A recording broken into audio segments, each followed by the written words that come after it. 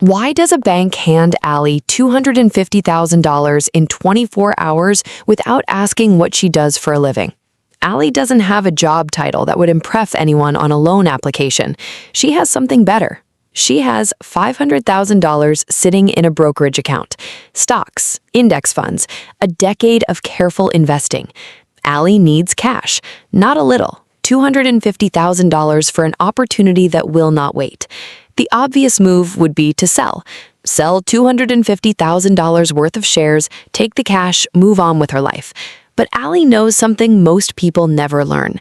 Selling is the expensive option. So instead, Allie picks up the phone and calls her brokerage.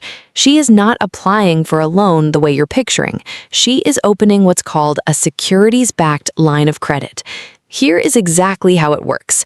Allie's $500,000 portfolio does not move. Not one share gets sold. The brokerage looks at her holdings and makes an offer. We will lend you up to 50% of that value without you touching a single share. That's $250,000. Allie says yes. Within 24 hours, the money lands in her account. In many cases, there's little or no traditional income verification, not because the rules don't exist, but because the loan is secured by her portfolio, not her paycheck. The exact requirements vary lender to lender. Now, here's where it gets interesting. The interest rate on this loan is 6.5%. Compare that to a personal loan at 12%. Compare that to a credit card at 22%. Allie is borrowing at less than a third of what a credit card would cost her. Because this isn't unsecured debt. The bank is taking on almost no risk. Her shares are the guarantee, sitting right there as collateral. On $250,000 at 6.5%, Allie pays $16,250 in interest a year. That's $1,354 a month. But here's the part that makes this worth doing. Her $500,000 portfolio is still fully invested, still growing. If her portfolio earns its long-term average of around 7% that year, it would grow by roughly $35,000. She pays $16,250 in interest on the loan. Even after that interest cost, her investments would still be ahead by about $18,750. Of course, markets don't rise every year, which is exactly why borrowing against investments carries real risk. Now let's talk about what Allie did not do. She did not sell $250,000 of her shares, because if she had, here's what could have happened. Selling shares can trigger capital gains tax. But here's the important detail. You don't pay tax on the entire sale. You only pay tax on the profit you've made. So if the shares Allie sold had risen substantially over the years, part of that sale could create a significant tax bill. By borrowing instead of selling, she avoids realizing those gains today. A loan isn't treated as income, so borrowing itself doesn't trigger income tax. Her portfolio stays invested, and any capital gains remain unrealized until she chooses to sell. But there is a risk here that most people gloss over. It's called a margin call. If Allie's $500,000 portfolio drops in value, a crash, a bad year, a correction, the math changes fast.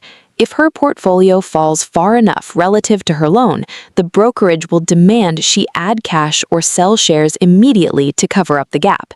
In Allie's exact case, her portfolio would need to fall by 28.6% before triggering that call.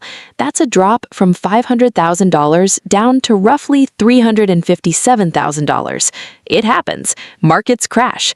2008 happened, 2020 happened, and if Allie gets a margin call and cannot cover it, the brokerage sells her shares for her, not on her timeline, but on theirs, at the worst possible moment, during the crash, near the bottom. This is the real risk of borrowing against shares.